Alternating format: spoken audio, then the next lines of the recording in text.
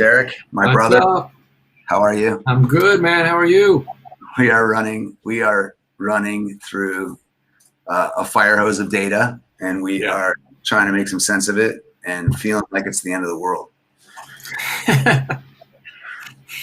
We gotta find a way to motivate each other and our viewers in the sights of this kind of complete.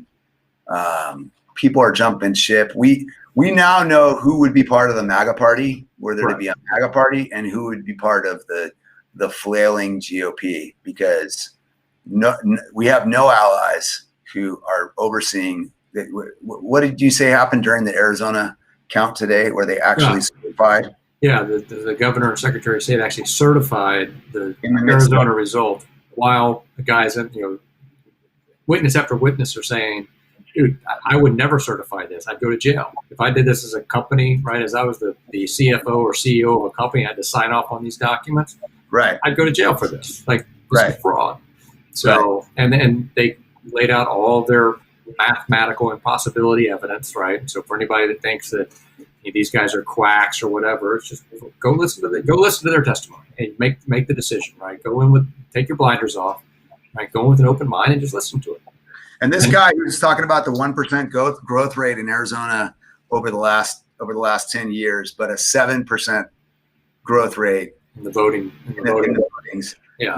Showing that, if you had 100,000 people, you'd be up to 195,000 people versus 111,000 people at the growth rate. If the growth rate was commensurate. Correct. Now you can argue that politics has become more important and people have gotten more involved, but there was an asymptotic line to the get out the vote efforts with the Democrats. There's just no way they would have that kind of. Well, and again, it even though this was our quote unquote first year of having kind of mass mail-in ballots, right? You still, at night, like he said, for the one group, the U's, right, the undisclosed, unidentified voter, they voted at 94% rate. Yeah, right? That's Saddam Hussein, right? Australia, you're required to vote. You're forced to vote, or you get a fine or potential prosecution. And they're like 94%, right? Yeah, same with Brazil. So you're telling me that here in this election, that people were just so geeked up to want to get out and vote that even voting from their armchair, right, voting from their lazy boy, they're going to vote at 94%? No, they're not. It's just not going to happen. Right. Oregon doesn't get 94% turnout, and it's a vote by mail state and has been for 20 years. Right. So they're about high 70s. Right. Right. So that tells you anything right there. It's just the numbers. Look, numbers don't lie, and the more you peel back this onion, one of the guys today, I was pleased that he mentioned Bedford's Law as well, right? It's like another thing I've been going on. You just see so many inaccuracies here on the mathematical front that it's just, again, it defies logic. But to your point, we've definitely seen who we give the Biden's boot to, right? You get the weaklings of the Pennsylvania GOP who won't take up the motion, right, to take back their right that they have from a constitutional standpoint. They're just taunting, right? And again, it goes to what we talked about a week or so ago. The entire system hates Donald Trump. It's not necessarily the Democrats or the media. It's the system.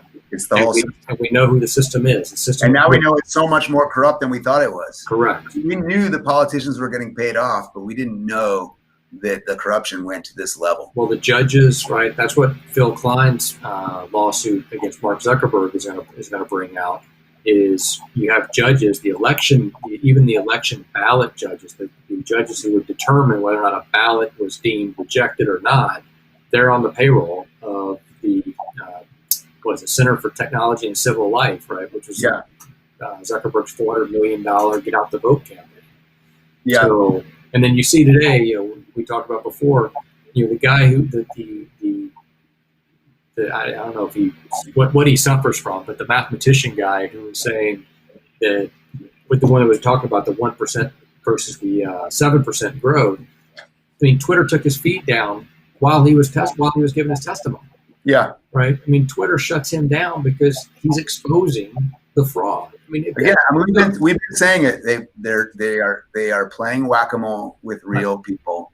There's a system that they use to discredit these people. As soon as something starts trending from conservative sources about fraud, all the stuff that you exposed in your Hammer scorecard video, General McEnany, he's all over the place now. He's confirming these stuff. Yep. He's not exactly confirming how it happened, but it is now becoming clear that, look, if I want to create insurance fraud, I leave my back door open. Right. I have you rob me. There's an easy way that the Smartmatic and the Dominion guys work together to leave a back door open for this vote switching to happen. That's all coming to the forefront. Right. People publish this stuff, and then they get a whole bunch of writers on it to refute it, and they get those things to trend in Google, and then they get the fact checkers to come around and smack it down. Right. It's a very quick, like 48-hour turnaround. It's the wrap-up smear. It's the wrap-up smear. It's the wrap-up smear. That Nancy Pelosi was definitive in her explanation of, right? And so that's just what they do. And so now, if you as a conservative, or you as a Trump supporter, or even you as an independent, tries to go to someone who's a leftist, right, who hates Trump, and you try to bring up any of these points, they're going to be, well, New York Times or ABC News or CNN. It's like they're going to have the article there, and they're going to show that the so and so, whoever it is considered a whack, right? And they've had their Twitter blocked because they're lying. Yeah. It's like you can't win, right? So you have to go to the Rumbles of the world, and unfortunately, the Parlors, as bad as the platform is, right? It's good in the fact that it doesn't censor the speech. But the Twitters, the Facebooks, the Googles, the YouTubes, all these places, they're just, they're terrible, right? They're an enemy of the people, and yet we sit there and we're guilty of it. You and I are, right? We have to stay on their platform because we're trying to grow our podcast, right? We're trying to grow this channel. Or if that's where the hearts and minds you're trying to change are, right?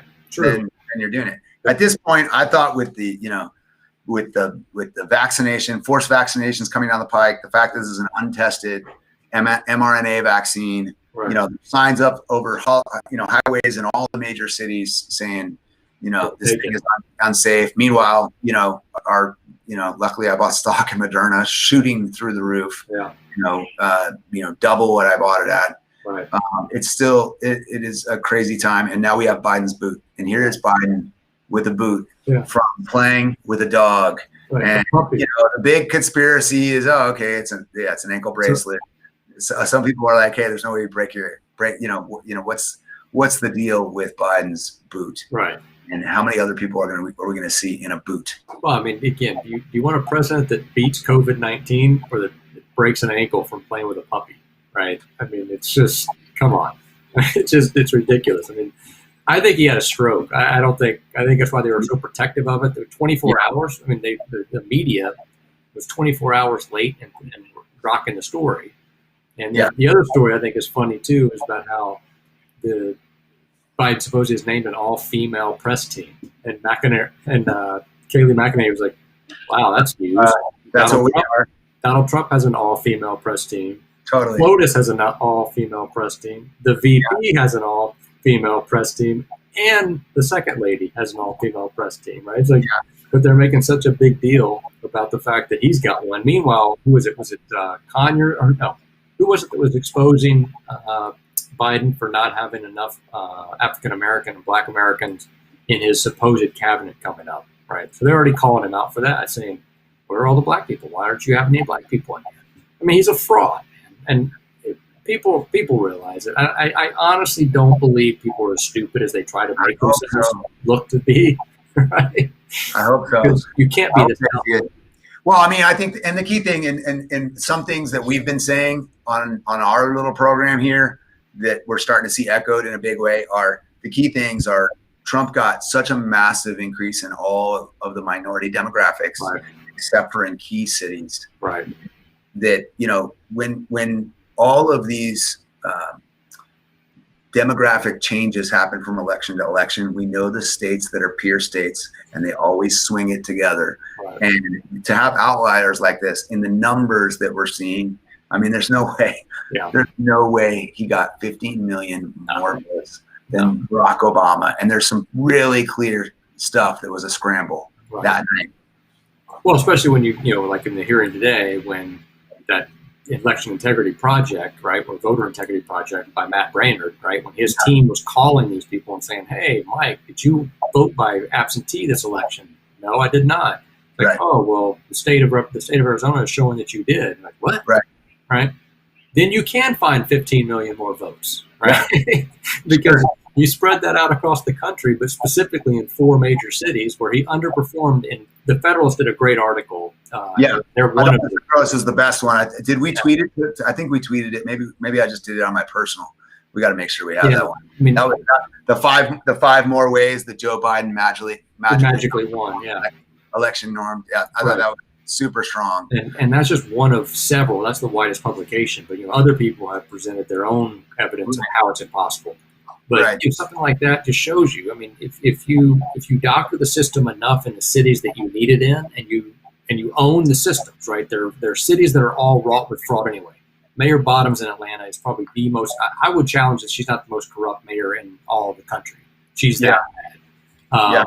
But you get these people on your team, and you make it happen. You're going to be able to get out the vote. I mean, they were procuring and harvesting ballots here in Georgia because Brian Kemp allowed them to. 3 weeks ahead of time, he lowered the restrictions and limited it, right? Got it all off. So you could go out and harvest ballots 3 weeks ahead of time. So you were legally allowed to open absentee and mail-in ballots and then go knocking door to door and saying, "Hey, we noticed that we want your vote to count, but we noticed you didn't fill it out correctly." And from what that one guy was saying, just after the election, he was saying, some of our closest liberal friends were doing that. It's hard. Yeah. It's hard to see. Yeah. Hard to watch. I gotta wrap this up, man. We're on the East Coast. We're in your time zone. We're going. Man.